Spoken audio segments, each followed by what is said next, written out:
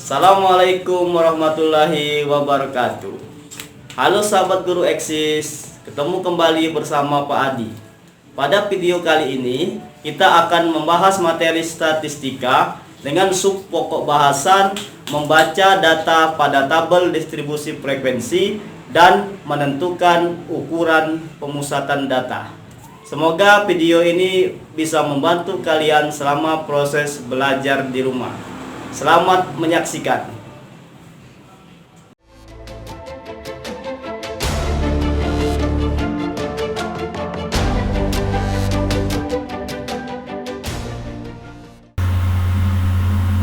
Sahabat guru Eksis, materi yang akan kita bahas pada video kali ini adalah materi statistika dengan sub pokok bahasan membaca dan menyajikan data dan materi ukuran pemusatan data. Kompetensi dasar. Kompetensi dasar pengetahuan menentukan dan menganalisis ukuran pemusatan data, penyebaran data yang disajikan dalam bentuk tabel distribusi frekuensi dan histogram. Kompetensi dasar keterampilan menyelesaikan masalah yang berkaitan dengan penyajian data, hasil pengukuran dan pencacahan dalam tabel distribusi frekuensi dan histogram. Pengertian statistika. Statistika adalah suatu ilmu yang mempelajari cara pengumpulan, pengolahan, penyajian, dan analisis data serta cara pengambilan kesimpulan secara umum berdasarkan hasil penelitian yang tidak menyeluruh. Dalam arti sempit, statistik adalah data ringkasan berbentuk angka kuantitatif. Membaca dan menyajikan data. Yang pertama, membaca data dalam bentuk tabel distribusi frekuensi. Yang kedua, menyajikan data dalam bentuk tabel distribusi frekuensi. Yang ketiga, menyajikan data dalam bentuk histogram. Membaca data dalam bentuk tabel distribusi frekuensi. Pengertian distribusi frekuensi. Distribusi frekuensi adalah yang merupakan penyusunan data ke dalam kelas-kelas tertentu, di mana setiap individu atau item hanya termasuk ke dalam salah satu kelas tertentu saja. Pengelompokan data berdasarkan kemiripan ciri. Tujuannya untuk mengatur data mentah atau belum dikelompokkan ke dalam bentuk yang rapi tanpa mengurangi inti informasi yang ada. Distribusi frekuensi numerikal adalah pengelompokan data berdasarkan angka-angka tertentu, biasanya disajikan dengan grafik histogram. Distribusi frekuensi kategorikal adalah pengelompokan data berdasarkan kategori-kategori tertentu, biasanya disajikan dalam grafik batang, lingkaran, dan gambar.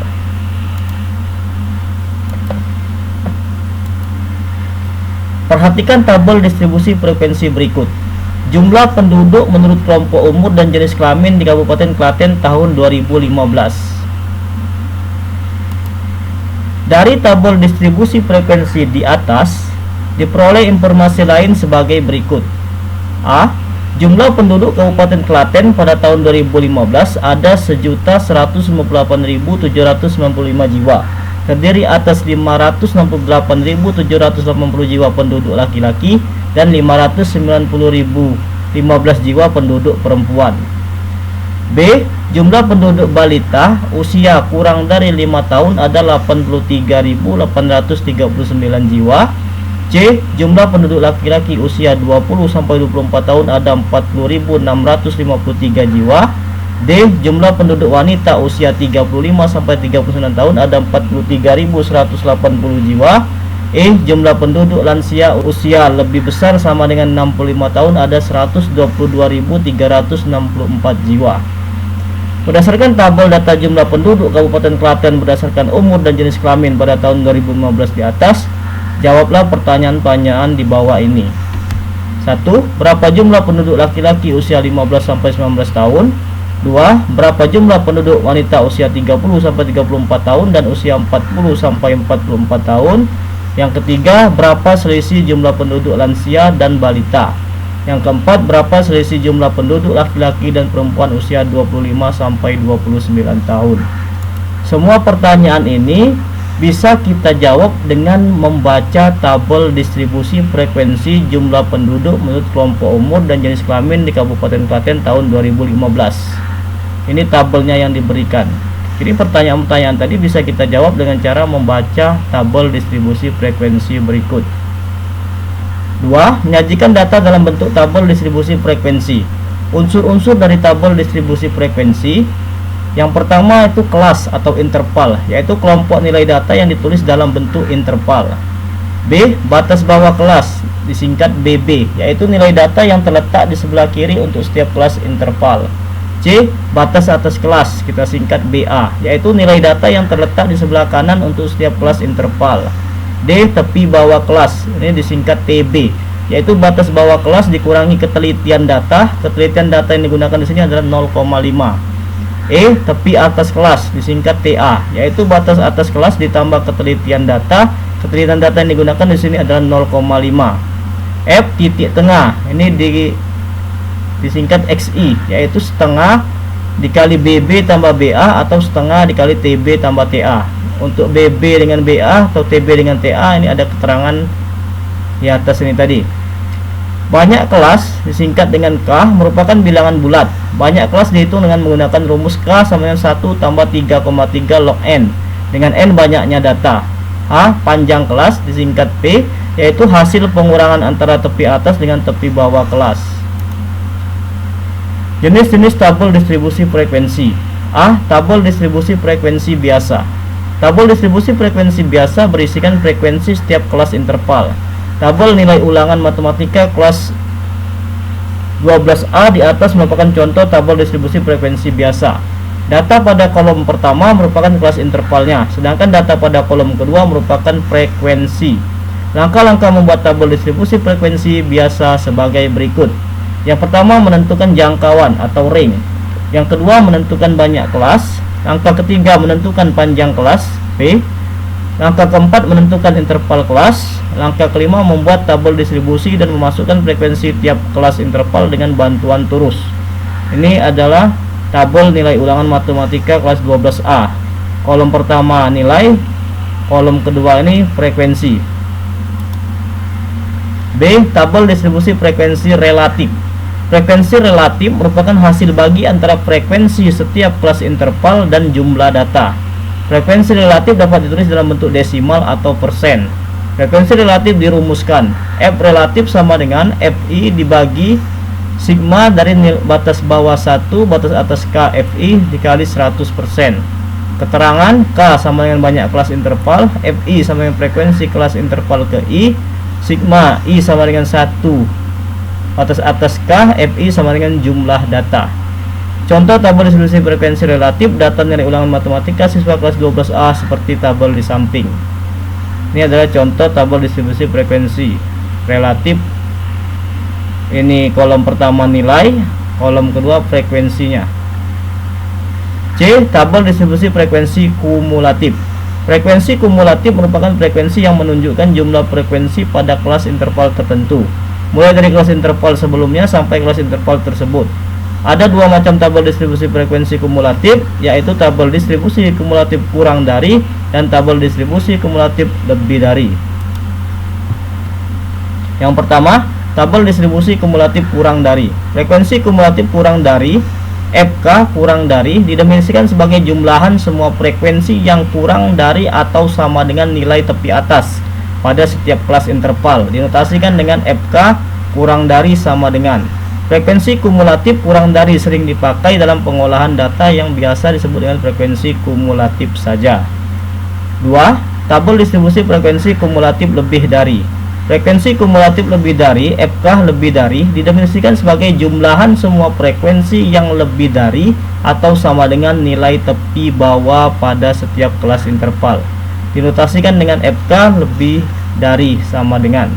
Dari tabel distribusi frekuensi nilai ulangan siswa kelas 12A di depan, dapat disusun tabel distribusi kumulatif kurang dari dan tabel distribusi frekuensi kumulatif lebih dari sebagai berikut. Ini adalah contoh tabel distribusi frekuensi kumulatif kurang dari. Tepi kelas, ini tepi atas kurang dari sama dengan 40,5, jadi FK kurang darinya 3. 50,5, FK nya 8. kurang dari 60,5, FK-nya 18. Ini 3 tambah 5 tadi 8. 18 3 tambah 5 ditambah 10. Ini diperoleh dari tabel di depan. Ini tabel distribusi frekuensi kumulatif kurang dari. Ini juga diperoleh dari tabel yang di depan tadi. 3. Menyajikan data dalam bentuk histogram dan poligon. Histogram adalah diagram yang terdiri atas batang-batang yang saling berhimpit. Sumbu mendatar mewakili kelas interval, sedangkan sumbu tegak ini mewakili frekuensinya. Terkadang pada sumbu mendatar dituliskan tepi-tepi kelas interval atau titik tengah kelas-kelas interval.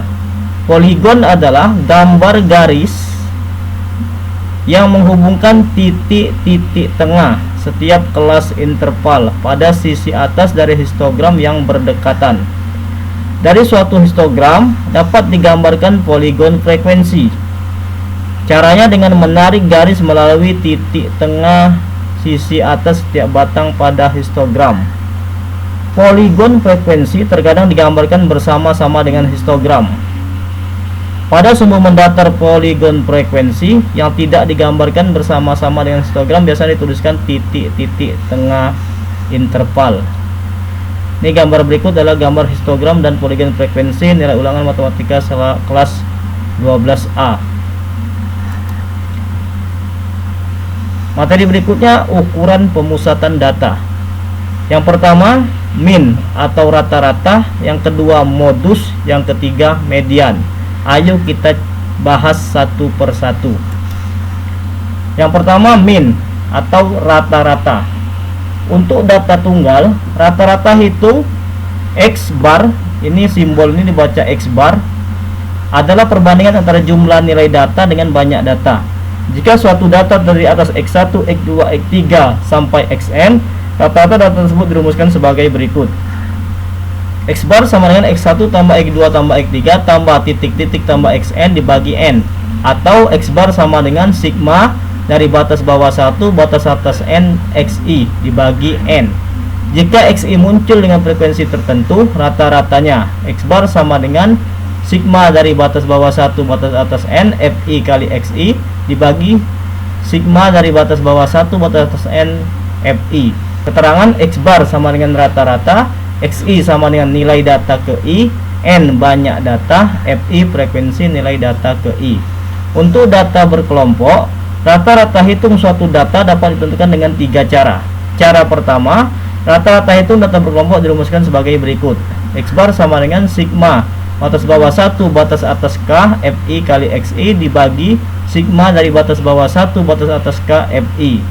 Keterangan X bar rata-rata, Xi titik tengah kelas interval ke I, Fi frekuensi kelas interval ke I, K banyak kelas interval. Cara kedua, menghitung rata-rata hitung menggunakan rata-rata sementara. X bar sama dengan X bar S ditambah sigma dari batas bawah 1 batas atas K Fi kali Di dibagi sigma dari batas bawah 1 batas atas K Fi. Keterangan X bar S sama dengan rata-rata sementara, Di sama dengan simpangan atau deviasi, yaitu Di sama dengan Xi dikurang X bar S. X bar S ditentukan secara bebas. X bar S biasanya dipilih dari salah satu titik tengah kelas interval. Cara ketiga, menghitung rata-rata itu menggunakan metode coding. X bar sama dengan X bar S ditambah sigma dari batas bawah 1 batas atas K Fi kali Ci dibagi sigma batas bawah 1 batas atas K Fi dikali P. X bar S sama dengan rata-rata sementara, Ci sama dengan kode titik tengah, yaitu Ci sama dengan Di dibagi P. Contoh soal. Perhatikan data tentang berat badan 20 siswa berikut. Berat badan dalam kilogram 4044, 4549, 5054, 5559, 6064.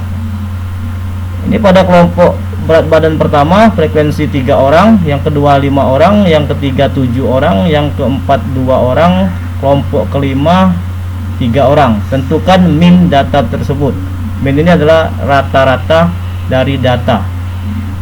Jawaban, berat badan dalam kilogram, kita cari dulu Fi, Xi. Fi frekuensinya kelompok 1 3, kelompok 2 5, kelompok 3 7, kelompok 4 2, kelompok 5 3. XI ini nilai tengah. Tepi atas dikurang tepi bawah setiap kelompok kelas bagi 2. XI kelompok pertama 42, kelompok kedua 47, kelompok ketiga 52, kelompok keempat 57, kelompok kelima 62. Ini kita cari sigmanya untuk FI 20. Terus kita cari berdasarkan rumus rata-rata tadi, FI kali XI. 3 kali 4 2 1 26, 5 kali 4 7 2 3 5, 7 kali 5 2 3 6 4, 2 kali 5 7 114, 3 kali 6 2 186. Kita jumlahkan sehingga hasilnya 1025. Jadi rata-rata berat badan setiap siswa adalah X bar sama dengan sigma dari batas bawah 1 batas atas 5.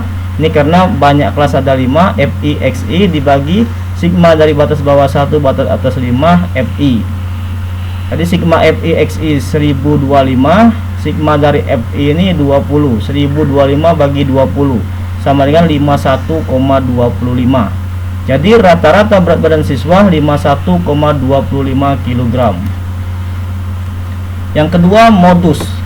Untuk data tunggal, modus atau kita singkat dengan MO adalah nilai data yang paling sering muncul. Dengan kata lain, modus adalah nilai data yang frekuensinya paling besar. Berdasarkan banyaknya modus, data dapat dikelompokkan sebagai berikut. 1. Unimodus adalah data yang hanya mempunyai satu modus. 2. Bimodus adalah data yang mempunyai dua modus. 3. Multimodus adalah data yang mempunyai lebih dari dua modus. 4. Data yang tidak mempunyai modus. Untuk data berkelompok, modus MO, data berkelompok dirumuskan sebagai berikut. MO sama dengan L ditambah D1 dibagi D1 tambah D2 dikali P. Keterangan, L adalah tepi bawah kelas, D1 selisih frekuensi kelas modus dan kelas sebelumnya, D2 selisih frekuensi kelas modus dan kelas sesudahnya, P panjang kelas. Pada data berkelompok, kelas modus adalah kelas interval yang memiliki frekuensi terbanyak. Kita lihat contoh soal. Perhatikan tabel berikut. Skor nilai 20, 24, 25, 29, 30, 34, 35, 39, 40, 44. Untuk skor nilai pada interval pertama frekuensinya 7, interval kedua 11, interval ketiga 10, interval keempat 9, interval kelima 5. Tentukan modus data tersebut. Kita lihat dari soal ini, tadi dikatakan bahwa modus ini adalah frekuensi yang paling banyak. Di sini yang paling banyak frekuensinya adalah 11. Maka kelas interval yang punya frekuensi paling banyak adalah kelas interval 25 sampai 29. Berarti kelas modus di kelas interval 25 sampai 29, yaitu frekuensinya sebanyak 11 orang. Kita cari LO. LO adalah 25 dikurang 0,5. Ini di bawah kelas modus. 25 dikurang 0,5, 24,5. D1 kelas modus dikurang frekuensi kelas sebelumnya, 11 dikurang 7, 4. D2 kelas modus, frekuensi kelas modus dikurang frekuensi kelas sesudahnya, 11 dikurang 10, 1. Panjang kelas 29 dikurang 25 ditambah 1. 29 dikurang 25 tambah 1 sama dengan 5. Masukkan ke rumus modus, MO sama dengan L ditambah D1 dibagi D1 tambah D2 dikali P. 24,5 ditambah 4 dibagi 4 tambah 1 kali 5. 24,5 ditambah 4 kali 5 20, 20 bagi 5 4. 24,5 tambah 4 28,5. Jadi modus dari data tersebut ini adalah 28,5. Yang ketiga, median. Untuk data tunggal, median ini kita singkat dengan ME, adalah nilai data yang terletak di tengah-tengah suatu data yang telah diurutkan atau datanya terurut. 1. Jika banyak data ganjil, maka ME sama dengan nilai data ke N tambah 1 bagi 2. Jika banyak data genap, maka median sama dengan nilai data ke N dibagi 2 ditambah nilai data N bagi 2 tambah 1 dibagi 2. Untuk data berkelompok, median data berkelompok dirumuskan sebagai berikut. ME sama dengan L ditambah setengah dikali N dikurang FK median dibagi F median dikali P.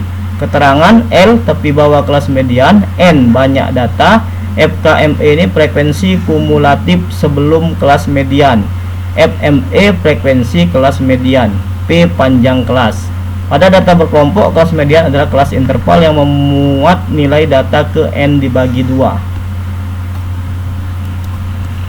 Contoh soal. Perhatikan data usia ibu rumah tangga di desa Anggrek berikut. Kita diminta mencari median dari data tersebut. Jawab, median terletak di data setengah dikali N. Setengah dikali, ini N-nya 50. Kita peroleh dari sini. Interval 17 213, 22 sampai 26 ini 5, 27 sampai 31 8, 32 sampai 36 10, 37 sampai 41 5, 41 sampai 46 ini 7. Kita jumlahkan semua frekuensi sehingga hasilnya adalah 50. Jadi mediannya setengah kali 50 sama dengan 25. Artinya data ke 25. Data ke 25 itu berada pada interval kelas 32 sampai 36. Nah, untuk memudahkan menjawab soal ini lebih mudah lagi kalau kita buat dulu tabel distribusi frekuensinya. Di sini dicontohkan adalah mencari median langsung melihat histogram ini. Data ke-25 berada pada interval kelas 32 dikurang 36, L 32 dikurang 0,5, 31,5. Frekuensi kumulatif kelas median ini 5 tambah 7 tambah 10, 5 tambah 7 tambah 7 tambah 10, 5 tambah 7 tambah 10, 22. Frekuensi kelas median ini 12. P sama dengan 42 dikurang 34 tambah 1. 42 dikurang 34 tambah 1 sama dengan 9. ME L ditambah setengah N dikurang FKME dibagi FME kali P. 31,5 ditambah setengah N tadi 25 dikurang FKME tadi 22 dibagi FME tadi 12 dikali panjang kelasnya adalah 5. 31,5 25 dikurang 22 ini 3 kali 5 15 bagi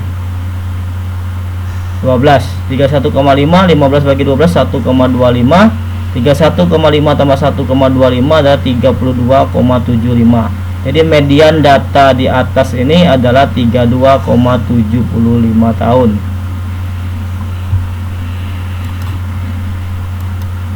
Terima kasih Anda telah belajar.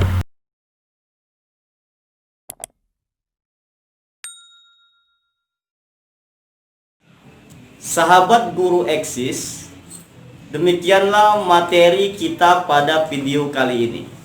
Semoga video ini bisa bermanfaat. Jangan lupa like, komen, dan subscribe channel ini. Terima kasih. Wassalamualaikum warahmatullahi wabarakatuh.